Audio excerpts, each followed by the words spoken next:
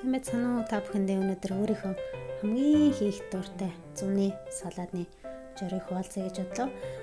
Энэ салаадыг бэлдэж сурахаас өмнө би шинэ оны салаадыг маш энгийн, маш буруу хийдэг байсан юм шиг санагддаг.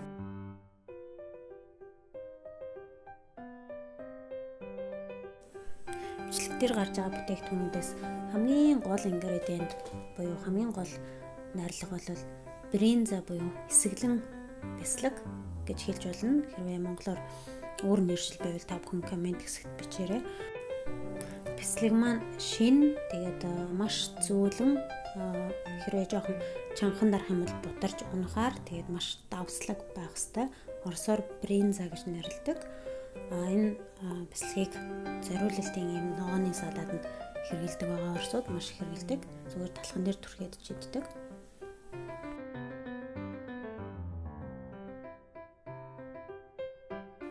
Ойролцоогоор 100 г байхад хангалттай 2 хүний порцонд маш болгоомжтой зөвлөгөөнд орж зүсэх хэрэгтэй. Бутарчихгүй тул хэрвээ бутраад жижиг болчих юм бол салаад жоохон онцгой тэр чигтээ ялбардаг болно. Бяцлаг маань яг юм дөрвөлжин жижигхэн хэрчигдсэн чигээрээ салааданда байх ёстой гэдгийг маш сайн ойлгож авах хэрэгтэй.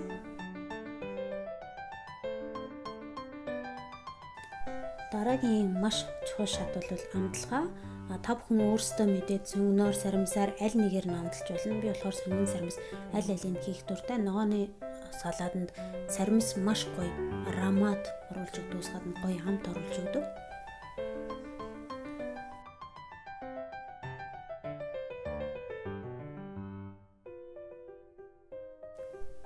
Мэдээж давслан, гэхдээ давсан маш бага хийгээрээ сэр маань өөрөө их давстай учраас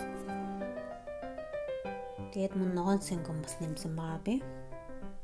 Гоё хүнээр оруулж өгнө. Та бүхэн нэмэхгүй өнгөрсөнж болно. Энэ болохоор сэлдэрийн энэ авч байгаа. Цоохор маялцын маш гоё хүнээр оруулж өгдөг.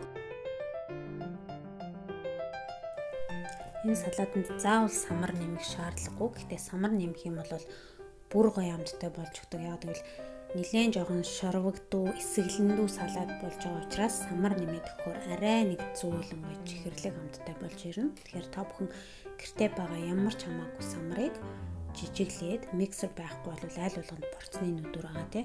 Порцны нүдүрээр жижиглээд үсрээд ганц хоёр хаалгыг нэмж болно. Тийм бол маш гоё амттай болно.